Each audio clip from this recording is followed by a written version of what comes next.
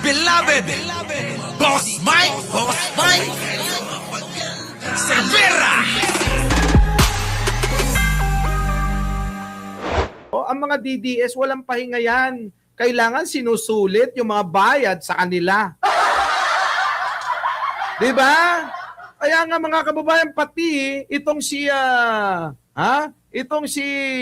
Remulla, pinagtripan. Kita nyo, mga kababayan ko tignan ninyo. Yan Yan tignan nyo. Yan mga kababayan ko. Ginagawa na nila nito, ayoko hong paandarin yung kanta. Kasi baka ma-copyright tayo. Ayan Kita nyo? Yung tunugan ng kanta, mga kababayan, pangpatay na talaga. Ako, mga kababayan, kilala nyo naman ako. Kapag tama sila, Crispin, hinahangaan natin, pinupuri natin. Pero kapag kami nakikita tayong parang may mali, abay, binabatikos natin. Di po ba?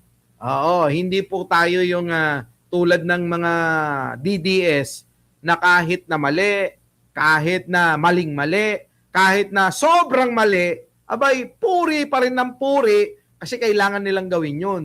Dahil nga, bayad sila. Di ba? Sabi nga ni Angelita Almonte, mga walang disiplina sila. Yun na nga. Di ba, Aurora? Ganon. Tingnan nyo mga kababayan ko. Abi, gawa-gawa lang na naman ito nung bungal na retirado ng hindi na wala nang kumukuhang maging journalist siya, maging host siya, maging anchor siya, walang iba kundi si Jason Sa, wala nang kumukuha eh. Kaya walang ginawa kundi mag-fake news na mag-fake news siya. Di ba? Ellen, may karapatan lang na magdemanda dyan ay yung pamilya ni Crispin Remulla. Baka pagka dinemanda ko to, sa piskal pa lang, titigan ako mula ibaba hanggang sa muka, sabihin, kaano-ano mo siya? Kung pwede lang, kung pwede lang ako magdemanda sa kanya eh. Diba?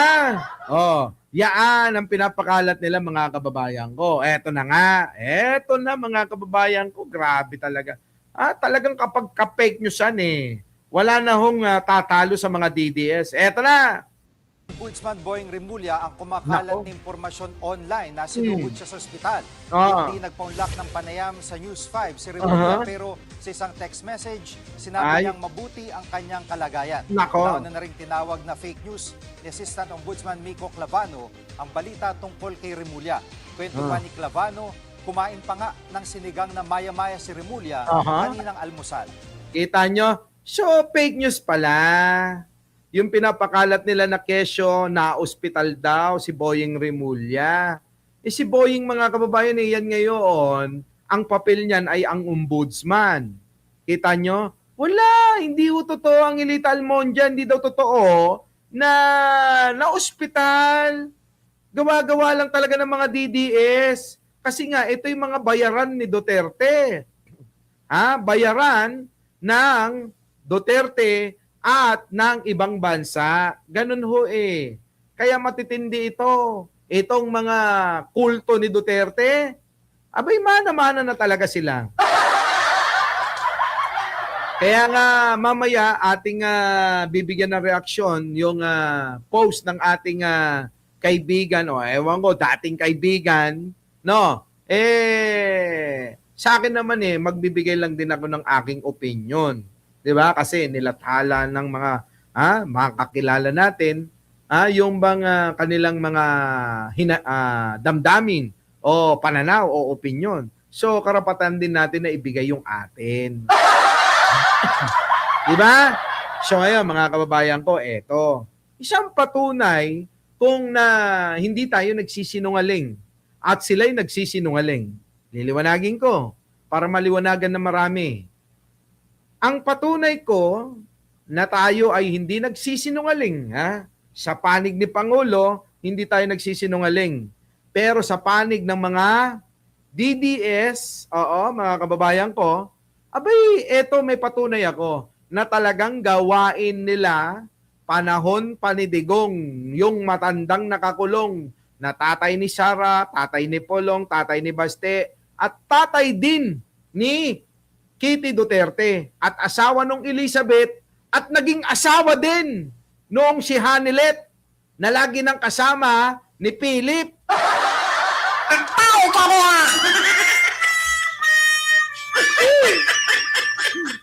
Ewan ko lang kung hindi nyo pa ako naintindihan yan, ha? Diba? Oh. Mga kababayan ko, siya pala yung may gawain noon. Diba? Oh, eto. Eto na, mga kababayan ko, ha? Patunay, Boss Mike, ipakita mo ang patunay na sila talaga ang tunay na mga bayaran at gawain talaga nila. Yaang mga ganyang pagbabayad ng mga trolls. Kaya alam nyo naman ang ugali ng mga DDS, gawain nila pasa sa iba. Tama? Gawain nila pasa sa iba. Di ba? O, eto na mga kababayan ko. O, makinig ka, Clarita, ha? Eto na, eto na. O, pasok natin. O. Aral ng University of Oxford, mismong si Pangulong Duterte umano gumastos ng $200,000 o katumbas ng 10 million pesos para magbayad umano ng trolls. Kita nyo? Umamin yung matanda mga kababayan na tatay ni Sara Duterte. Oo. Di ba?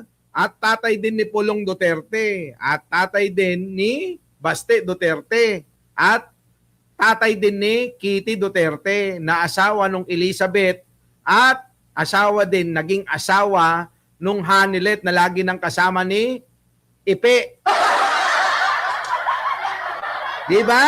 Oh, kita nyo mga kababayan ko? So ngayon, eto na ho yung ebidensya na talagang ang kampo ni Duterte mahilig gumawa ng intriga, mahilig gumawa ng fake news, para pasamain ka. Di ba? Di ba? Di ba? Di ba? Oh, pakinggan natin mga kababayan maigi, ha? Oh, pasok! Ayon sa isang pag-aaral ng University of Oxford, mismong si Pangulong Duterte umano gumastos ng $200,000 o katumbas ng 10 million pesos para magbayad umano ng trolls. Kita nyo, magkano ang binayad mga kababayan? 10 million pesos para magbayad ng mga trolls. Ngayon, asa ng ebidensya ninyo na nagbabayad si Pangulong Bongbong? Ewan ko lang kay Martin. Tama? Sasabihin nyo naman, Boss Mike, mali ka yata eh. Sino mali ngayon? May resibo tayo. Ulitin ko sa inyo, hindi magbabayad si Pangulong Bongbong. Presidente na yon. Ewan ko nga lang kay Martin. Di ba? Tama ba mga kababayan ko? Oh, di ba? Tanungin nyo, baka yung mga pinapanood yung mga vlog, uy, bayad ka ba ni Martin? Kapag nakita nyo na halos humimod na sa puwet ni Martin, tanungin nyo, sabihin nyo, uy, binabayaran ka ba ni Martin? Di ba? Oh, ganon. Oh, eto na. Ito na mga kababayan, pakinggan natin, ha. Nasa 400 hanggang 500 daw ang binayarang cyber troops. Noong 2016 daw unang kinuha ang keyboard trolls. Kita nyo, 2016 pa lang nagnanakaw na si Digong para ipambayad sa mga trolls. Di ba? Eto loy. Para magpakalat ng propaganda para kay Duterte na nooy presidential candidate. Pero tuloy pa rin umano ang gawain ng mga ito kahit nakaupo na sa pwesto ang Pangulo. Kita nyo mga kababayan ko, kapal na mukha talaga ni Digong na tatay ni Sara na mukhang boksingerong bakla. Ang kapal talaga ng mukha ng tatay ni Pulong na mahilig sa mga pokpok yun. Ang kapal talaga ng mukha ng tatay ni Baste, no? Na badiday yun, umurong. Kanino? Kaya General Torre. Ang kapal talaga ng mukha ng tatay mo, Kitty, tapos gusto mo mag-senador ka pang, nako! Kayo naman, mga kababayan ko, hindi na kayo nadala. Ito na naman, nagbibigay na ng, paalam, itong anak ni Digong na si Kitty Duterte, na dati ang jowa, yung pong mala Arabo ang muka, tapos napunta sa apo ni Chavit. Grabe ka, Boss Mike, kung magbalita ka, napaka-chismoso talaga, no? Tao ka ba? Napapansin ko lang. Di ba? Di ba? Napapansin ko lang. Parang ang chismoso ng ganong mga balita ko, ano? Ito na, oh. Grabe, no, mga kababayan. Si Kitty tatakbo daw na senador. Oo, grabe. Palit-palit lang po, Boss Mike. Dinaig pa tayo. Hindi. Yung itsura naman ni Kitty na yun, mga kababayan ko. Kaya nga nagpa-renovate ng mukha yun. Alam nyo, kung siya madaling makontento, nakontento na siya, sa mukha niya, nakamukha ng nanay niya.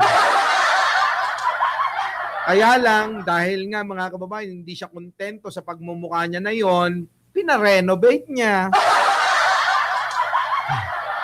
Alam nyo, pag pinarenovate mo yung mukha mo, tapos mga kababayan ko, alam ka naman, isa lang makikinabang dyan. Ibang klase, mga kababayan, pagkaka-renovate ng mukha ni Kitty, kung pwede nga lang i-align yung mata niyan duling, di sana in-align na. Diba? Pero, alam nyo, itong si Sara, pintas ng pintas na duling si Kitty, napansin ko nung nagalit ng nag-ala Chucky, aba duling din pala si Sara Duterte.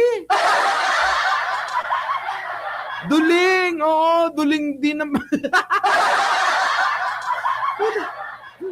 Ay, Sara, duling ka rin pala. Siguro totoong boksingero ka. Kasi yung mga boksingero, naduduling kakasuntok ng mga muka. Diba? Tignan nyo si Pacquiao, yung mata niya, naduling na. Oo, diba? Naduling. Okay. Ayop na yan, Eto na. Natanong tungkol dito ang Pangulo pagkatapos ng kanyang State of the Nation address nitong Lunes. 10 million 10 million ang pesos, sir. gastos. Yes po. Ko? Yes, sir. Ako? Yes po, sir. It mentioned, it included your party, sir. Yung study po. Sino po? Sa election siguro. Sa election. Kita nyo, umamin talaga. Kapal talaga ng mukha. Makapal ang mukha nito si Duterte. Eto mayabang lang kapag nasa posisyon siya. Si Kitty, gumapang ka na lang. Alak ka, buti hindi tumuwad. Diba na? Mga kababayan ko, ganun talaga kahina mga ulo ng mga DDS. Kapag binoto pa nila si Kitty. Kasi mga kababayan ko, yung pong senador na nanalo na nangako na libre ang 2,000 pababa na bill sa kuryente, hanggang ngayon mga kababayan ko, yari. Crisanto, Prepena, ganun talaga. Mga kababayan ko totoo naman eto na naman, itong mga DDS, mampapandali na naman. Di ba binudol na nga? Binudol na sila na, kayong mga Pilipino, kapag ka ako nanalo, 2,000 pababa na bill nyo sa kuryente, wala na kayong babayaran, eka. Putik na yan, naglabas na ng peking witness, si Gutesa. Hanggang ngayon, wala pa. Mga kababayan ko, yung mga kondo na hindi ko matitirhan dahil walang umuupa, mga kababayan, nagbibil ng ganun 2,000 pababa. Di sana libre yun. Tapos ngayon, dead man na siya. Oh, wala nang pake. Oo, pag tinanong nyo, Mr. Senator, asan na po yung 2K pababa? Akala ko ba libre eka? Bakit para bang wala na? Wag na kayong umasa. Wag na kayong umasa. Oo, wag na kayong umasa doon. Asa pa kayo. Asa pa kayo sa 2K pababa na malilibre? DDS ba kayo? DDS lang ho yung mga naniniwala ron. Ngayon. So may ebidensya tayo mga kababayan ko. 'Di ba? May ebidensya tayo na wala pong iba, wala pong iba na na mga nagbabayad sa mga vlogger kung hindi ang kulto ni Duterte. Tama, mali. So paano yan? May ebidensya kami. Isa pa, di ba nagkakagulo-gulo na sila? Yung dalawang bakla na magjowa o naghiwalay, inilaglag na daw yung katotohanan na yung Tio Moreno daw, di umano, ay itinatakbo yung pambayad sa mga vlogger nila. Oh, grabe. Grabe sila, no? Tapos kung makapambintang mga kababayan ko, ikaw, bayaran ka, eka. Ikaw, binabayaran ka ni Tambaluslos. Magkano bayad ni Tambaluslos sa'yo, eka? Mga walang yang to. Sabi nga ng mga DDS na vlogger, ng mga kaibigan ko, uy, majority sa mga DDS vlogger, kaibigan ko. Sabi ng mga DDS, hindi kami makapag-comment sa'yo, Boss Mike, kasi naniniwala kami na hindi ka mababayaran ng kahit sino. Buti alam mo. Diba? Mga kababayan ko, sabi ko naman, buti alam mo. Alam nila. Oo, alam nila. Kaya nga walang mga DDS na makabanat sa akin. Maliban na lang yung yung mga nasa liblib na lugar. Yung mga nasa libliban na, yung mga hindi pa nakakatungtong, mga kababayan, o nakatungtong minsan, sumakay ng LRT, iniwan yung sapatos, tsinelas. Ganon eh. Oo, yung mga bumabanat sa akin, ganon ang kartada. Kapag ka ba sumakay ng tren, LRT, yung tsinelas sa sapatos, iniiwan sa labas. Ganun yung mga kartada ng mga tumitira. Pero yung mga DDS na mga kilala ninyo, wala say, say talaga mga kababayan ko. Di ba? Wala. Sinong mga makakabanat dyan?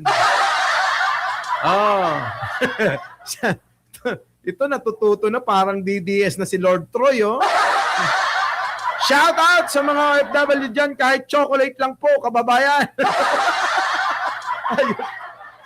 Uy, mahiya ka nga, nanghihingi ka. Hindi. Alam mo, Crisanto, prepena, kanina kapag gwapo ng gwapo hindi. Kailangan nating maging matapang at lumaban para sa katotohanan. Yun lang. Ano naman ang dapat nating ikatakot kung alam naman natin na nasa tamang panig? Ang katakutan natin kapag ka nasa mali tayo.